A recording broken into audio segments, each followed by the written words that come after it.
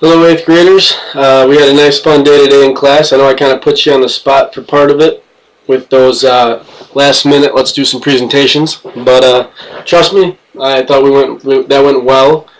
Make sure you're reading sections 1 and 2 so you can complete that graphic organizer and help you. It should just help you to take notes and summarize what we're doing a little better. Part of section 2 talks about Christopher Columbus, and so with that in mind, I thought I'd bring up a few fun facts about Christopher Columbus for you. 10 in fact for you. Number 1, Columbus did not set out to prove the earth was round. He actually just wanted to expand trade to Asia, and he wanted to do it through a waterway instead of having to go through the land and all the pit stops that were there with the Islamic culture and with the Persian Empire that had now fallen. Number 2, Columbus was likely not the first European to cross the Atlantic Ocean. That's because Leif Erikson actually is believed to have done so in the year 1000 with the Vikings from Newfoundland. He arrived in Newfoundland, and he's from Europe, so he would not be the first European to cross the Atlantic Ocean. Third thing about Christopher Columbus, 3 countries actually refused to back him before Spain decided to allow that to happen. He had actually asked Portugal, England, and France first, and they all said no because Columbus's timetable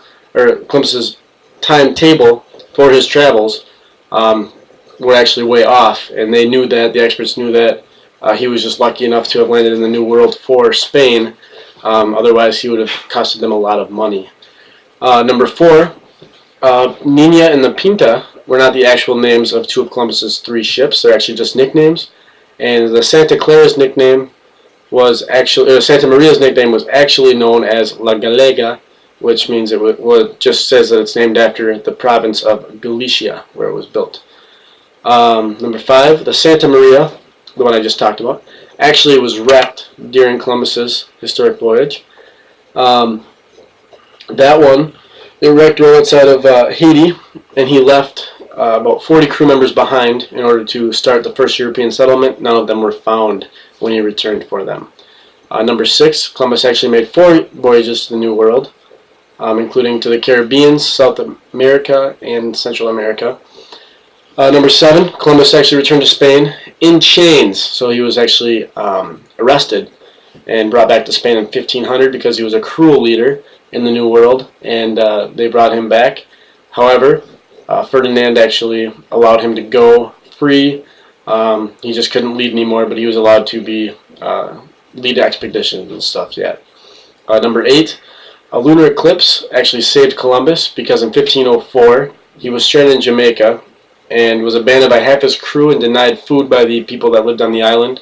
They would not feed him.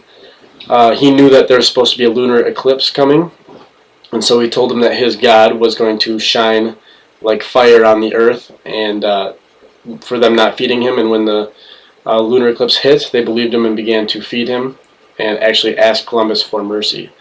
And number 9, even in death, Columbus continued to cross the Atlantic because when he was buried, his body kept being moved back and forth for different burial sites. And then he ends up being that he actually might have pieces of his body in both the Old and the New World, meaning in Europe and in America. And number 10, the heirs of Columbus and the Spanish monarchy were actually in litigation, meaning trying to work things out with money until 1790, because after Columbus, his heirs wanted to waged a lengthy battle on the Spanish crown, claiming that the monarchy shortchanged them on money and profits due to the exploration. Most of the Colombian lawsuits were settled by 1536, which is quite a long time after, but also some of them dragged on until the 300th anniversary of his voyage, 300 years later, from 1492 until 1792. If you want to read into these facts, you can go to history.com and look for the 10 things you may not know about Christopher Columbus. It's by Christopher Klein. So if any of you are interested to continue and look into that, that will be there for you. Other than that, be ready tomorrow to work on some graphic organizers for vocabulary work, and I hope you have a great night. Thank you.